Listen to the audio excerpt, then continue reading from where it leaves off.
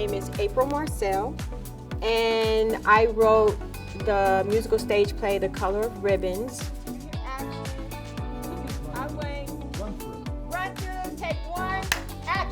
I decided to do something different because of this pandemic.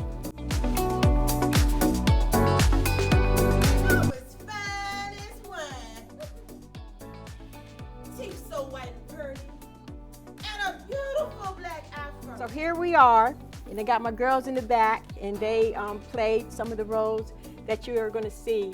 The color of ribbons, the beautiful colors, and we're all beautiful colors.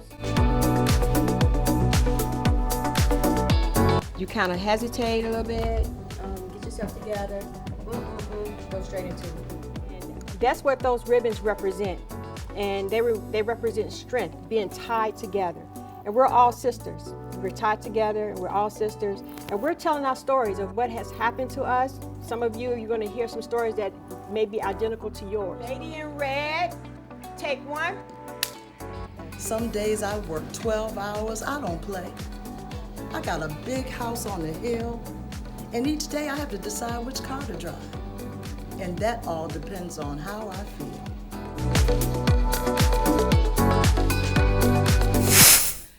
I came here to get a good education, a better life, a job, the American dream.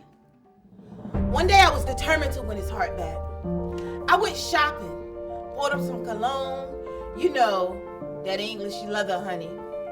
Got him a nice looking shirt and tie and had it wrapped with a bow. I remember when my kids were babies, I was married and I was in a very abusive situation.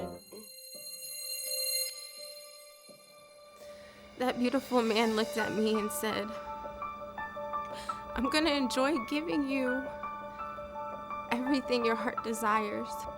Wow, my life is so beautiful. At least it was. One day, my husband knocked me out cold, and he hit me so hard, I blacked out. I don't know if I hit something when I went down, but I know when I came to, I don't even know how long I was on the floor.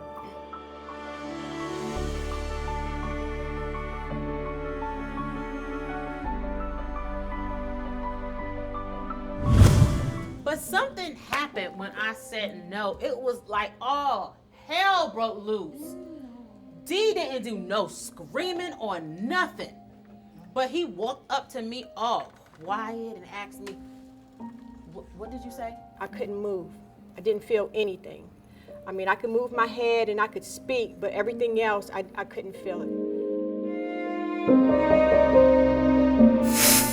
Some days I might want to put the top down and ride in my little red Corvette. I was asking God not to allow this to be my end. And my husband was still there, and he was pacing around. He was very upset, and he was yelling, "Look what you made me do, look what you made me do." And I didn't know if he was going to finish me off or what was going to happen. And I just began to pray, and I said, "God, just help me to get out of this situation." So I get to class early. Gotta get that A, right? In walked 3 females, and I knew it was gonna be trouble. When I was knocked out cold, I remember going back to a time when I was a little girl and we were going to a convention in Brooklyn, New York. We fell in love instantly. Yes, I loved him instantly. We were going to this convention on a bus, and I remember saying to her, "When we get to New York, can you please take me to the store and buy me some beautiful ribbons and barrettes? Because, you know, we're going to New York," and I'm thinking, you know, I'm going to have, when I get back home, I can show off what I got. You see, that was my doctor that was on the phone. I've been feeling, well, not like myself lately. I thought maybe it was just the flu or something. wasn't that. I remember walking into the store as this little girl, and I saw all those beautiful ribbons up on the wall and all kind of boards, and it was like, wow, they are so beautiful, and I'm going to have them in my hair.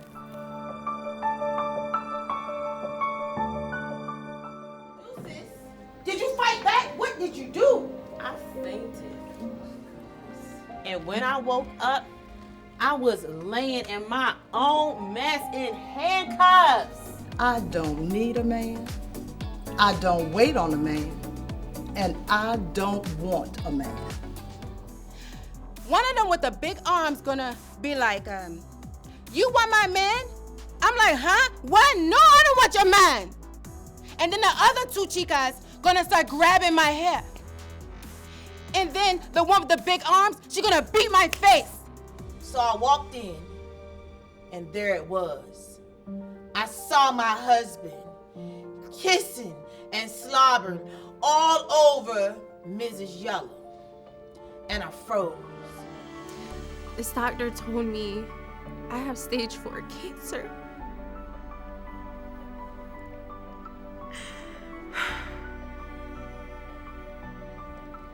Oh my God. Stage 4? Where? When? How did this happen? And there was Dee, sitting on the bed, looking at me. And he says, you used to be my lady, but now you're my dog.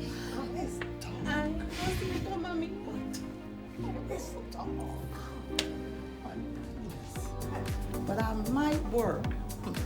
John on Monday, Jacob on Tuesday, and Jakeem on Wednesday. Don't you dare judge me. Don't look at me like that.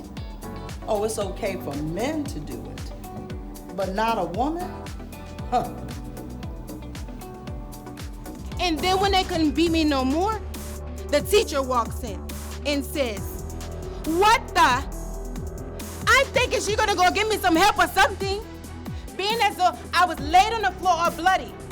But no, you know what she do? She gonna call 911 and be like, I think we had a drug deal gone bad. And yes, it's a Mexican student, straight from the border probably. You know what, ladies? I'm not gonna let these chicas malas discourage me. I'm gonna keep my head up, and I'm gonna make it all the way to the top, mama. You better believe it. I'm going all the way to the top. How am I supposed to tell my family this? How am I supposed to tell my beautiful husband that we have maybe 2 months together? How?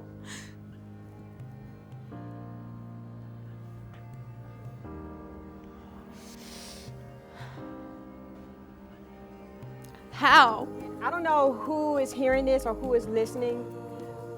Whatever situation you're in, if you're in a domestic violence situation, and even if somebody told you that they're going to kill you or you'll never be anything or you'll never do anything with your life, just remember, you know, when somebody knocks you down like that, just remember that God has a way, and that person may never know that you may be standing in the same place that I'm in telling that story to help somebody else.